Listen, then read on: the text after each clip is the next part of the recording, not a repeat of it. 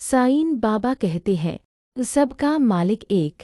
जब मनुष्य इस सत्य को अपने हृदय में उतार लेता है, तब उसके जीवन की आधी परेशानियां स्वयं ही समाप्त हो जाती हैं। आज का मेरा संदेश हर उस भक्त के लिए है जो जीवन की उलझनों, दुखों, डर और असमंजस से गुजर रहा है। याद रखो, तुम अकेले नहीं हो, मैं हर क्षण तुम्हारे साथ हूँ।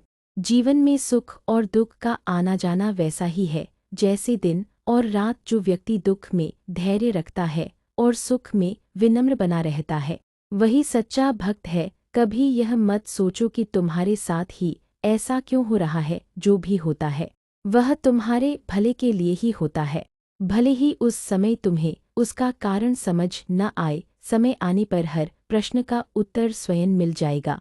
मैंने हमेशा कहा है, श्रद्धा और सबूरी को जीवन का आधार बनाओ। श्रद्धा यानी पूर्ण विश्वास और सबूरी यानी असीम धैर्य। जब तक इन दोनों को साथ नहीं रखोगे, तब तक मन अशांत रहेगा। विश्वास रखो कि मैं तुम्हारी हर पुकार सुनता हूँ। हो सकता है उत्तर तुरंत न मिले, पर देर कभी नहीं होती। मेरा दिया हुआ फल हमेशा तुम्हारी अपेक्षा से बेहतर होता है। आज के समय में मनुष्य बहुत जल्दी निराश हो जाता है। छोटी सी बात पर क्रोध, ईर्ष्या और द्वेष मन में जगह बना लेते हैं। याद रखो, नफरत से नफरत कभी समाप्त नहीं होती, बल्कि प्रेम से ही प्रेम जन्म लेता है। यदि कोई तुम्हें दुख देता है तो उसे क्षमा कर दो। क्षमा करने से तुम कमजोर नहीं बल्कि मजबूत बनते हो। क्षमा तुम्हारे मन को हल्का करती है और तुम्हें शांति प्रदान करती है।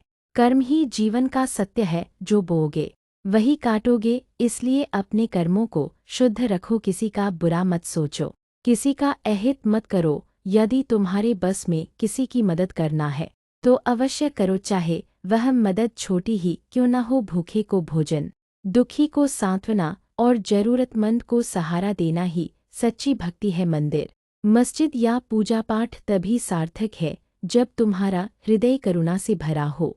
जो लोग भविष्य की चिंता में आज को खराब कर लेते हैं, उनसे मैं कहना चाहता हूँ, आज में जियो। जो बीत गया उसे बदल नहीं सकते और जो आने वाला है वह मेरे हाथ में है। तुम्हें बस अपना वर्तमान ईमानदारी और सच्चाई से जीना है। चिंता चिता के समान होती है, जो जीवित व्यक्ति को भी जला देती है। इसलिए चिंता छोड़ो और मुझे सौंप दो। कभी कभी जीवन में ऐसा समय आता है जब सब रास्ते बंद नजर आते हैं। उस समय घबराना मत, वही समय तुम्हारी आस्था की परीक्षा का होता है। जब सब कुछ छिनता हुआ लगे, तब समझो कि मैं तुम्हें किसी बड़ी सीख के लिए तैयार कर रहा हूँ। याद रखो, सोना भी आग में तपकर ही कुंदन बनता है। परिवार, मित्र और रिश्ते जीवन का अनमोल धन है। अहंकार और गलतफहमी के कारण इन रिश्तों को मत तोड़ो। प्रेम से बोलो, सच बोलो, लेकिन कटु वचन कभी मत कहो। शब्दों के घाव तलवार से भी ज्यादा गहरे होते हैं।